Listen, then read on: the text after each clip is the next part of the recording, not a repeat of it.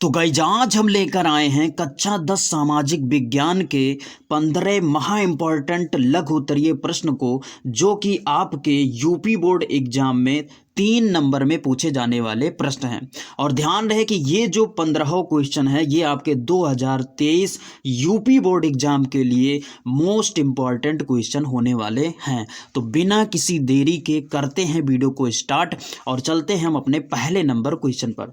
दोस्तों, हमारा पहला नंबर क्वेश्चन है, महात्मा गांधी द्वारा चलाए गए किन्हीं 3 आंदोलनों के नाम लिखिए। अब यहाँ पर एक चीज़ ध्यान में रखिए कि ये वेरी इंपॉर्टेंट क्वेश्चन है और एक चीज़ ये नोट कर लीजिए कि महात्मा गांधी द्वारा चलाए गए जितने भी आंदोलन हैं उनके बारे में आपको विस्तृत जानकारी ले लेनी है, यानी कि उनको पढ़ लेना है। क्यों? क्योंकि ये तो लघु उत्तरीय में आता ही है, साथ ही ये दीर्घ उत्तरीय में भी आता है। तो बिल्कुल से आपको इसको तैयार कर लेना है, छोड़ना नहीं है। उसके बाद में हम चलते हैं अपने अगले नंबर क्वेश्चन पर। अगला जो क्वेश्चन है वो कहता है, प्रथम विश्व युद्ध के प्रमुख 3 परिणामों का उल्लेख कीजिए। तो इसको भी आपको बिल्कुल से तैयार कर लेना है, ये कई बार पूछा गया प्रश्न है। उसके बाद में हम चलते हैं अपने तीसरे नंबर क्वेश्चन पर। तीसरा जो नंबर क्वेश्चन है ये भी इम्पॉर्टेंट क्वेश्चन है। ये कहता है, फ्रांस की क्रांति कब हुई, इसका मुख्य कारण क्या था। तो इसको भी आपको बेहतर तरीके से तैयार कर लेना है, ये भी क्वेश्चन मोस्ट इम्पॉर्टेंट क्वेश्चन है। उसके बाद में अगला नंबर जो क्वेश्चन है ये मोस्ट इम्पॉर्टेंट क्वेश्चन है। ये जो क्वेश्चन है ये कहता है, लोकतंत्र फिर किस प्रकार उत्तरदायी, जिम्मेदार और वैध सरकार का गठन करता है।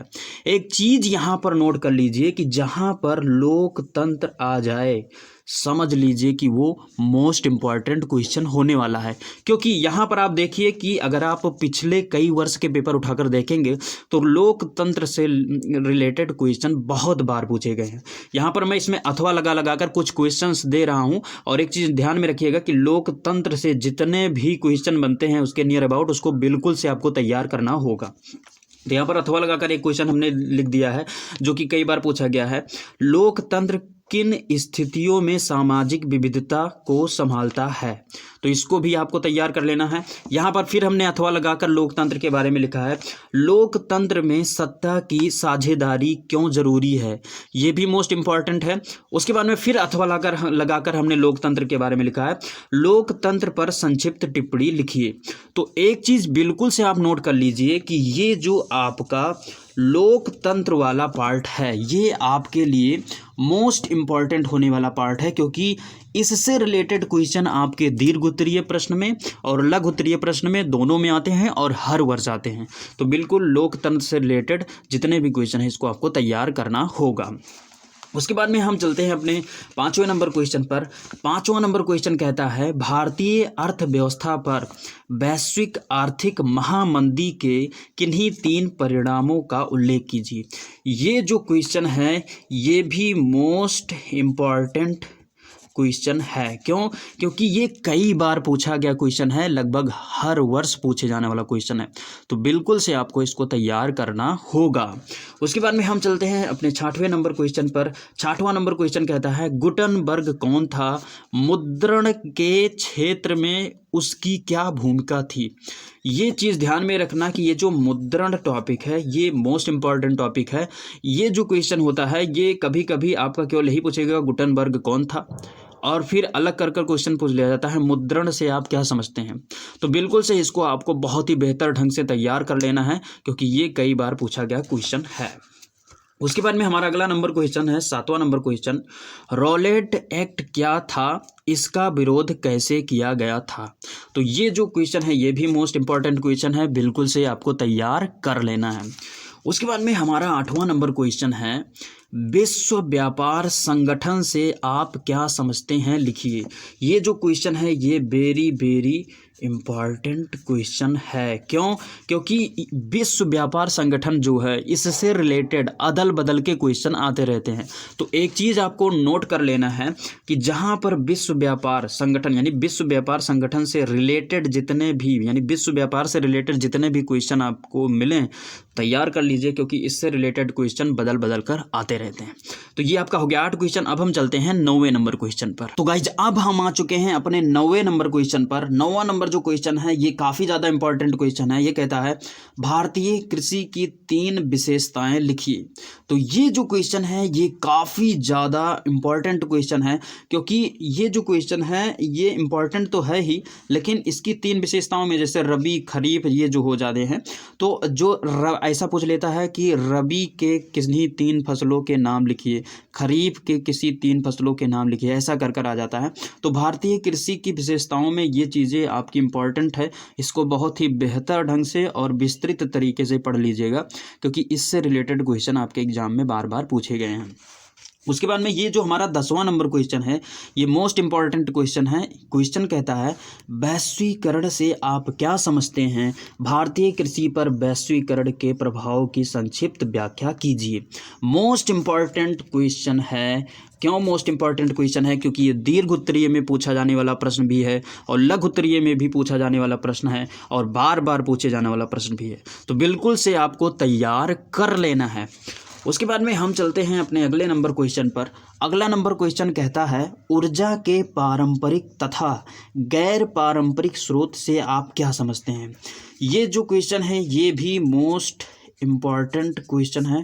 क्यों क्वेश्चन मोस्ट इम्पॉर्टेंट हो जाता है? क्योंकि इन दोनों में अंतर आ जाता है कभी कभी, इन दोनों से आप क्या समझते हैं ये आ जाता है कभी कभी, और कभी कभी तो ये दीर्घ उत्तरीय प्रश्न में भी पूछ लेता है। अति लघु उत्तरीय में पूछेगा तो पूछेगा कि पारंपरिक स्रोत से आप क्या समझते हैं, और अलग से अगर क्वेश्चन बनाएगा तो फिर पूछ सकता है कि गैर पारंपरिक स्रोत किसे कहते हैं। तो बिल्कुल से इन दोनों टॉपिक्स को बहुत ही बेहतर ढंग से आपको तैयार करना होगा।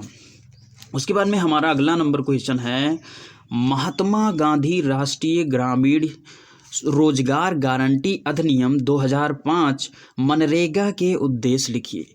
मोस्ट इम्पॉर्टेंट क्वेश्चन, बार बार पूछा गया क्वेश्चन है, और ये जो क्वेश्चन है इसके बारे में अगर आप पढ़ेंगे नहीं तो लिख नहीं पाएंगे।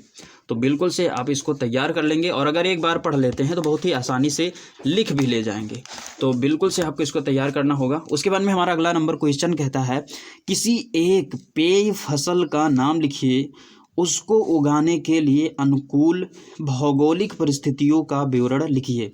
तो ये भी मोस्ट इंपॉर्टेंट क्वेश्चन है, कई वर्ष पूछा गया क्वेश्चन है, और इसको अगर आप पढ़ेंगे नहीं तो लिख नहीं पाएंगे, क्योंकि ये जो भौगोलिक स्थितियां हैं इनके बारे में आपको पढ़ना होगा, अदरवाइज आप अपने मन से नहीं बनाकर या बता पाएंगे। तो बिल्कुल से आपको तैयार करना होगा। उसके बाद में 14वां नंबर क्वेश्चन कहता है भारत की विधायिकाओं में महिलाओं के प्रतिनिधित्व की स्थिति लिखिए। ये भी मोस्ट इंपॉर्टेंट क्वेश्चन है, कई बार पूछा गया क्वेश्चन है, तो बिल्कुल से इसको तैयार करना है। उसके बाद में हमारा लास्ट क्वेश्चन है भारत में लौह अयस्क के उत्पादन के बारे में लिखिए। तो इसके बारे में लिखना आ जाता है। कभी कभी इसमें क्वेश्चन बदलता है कि भारत में किन्हीं 2 लौह अयस्कों के नाम लिखिए। तो इस तरीके से इसको आपको तैयार करना होगा। तो एक चीज़ अब यहाँ पर ध्यान में रखिएगा कि जितने भी यहाँ पर हमने आपको क्वेश्चंस बताए हैं ये क्वेश्चंस मोस्ट इम्पॉर्टेंट क्वेश्चन हैं। क्यों मोस्ट इम्पॉर्टेंट क्वेश्चन है? क्योंकि हमने इसमें वो क्वेश्चन उठाए हैं जिनको आप पढ़ेंगे तभी लिख पाएंगे।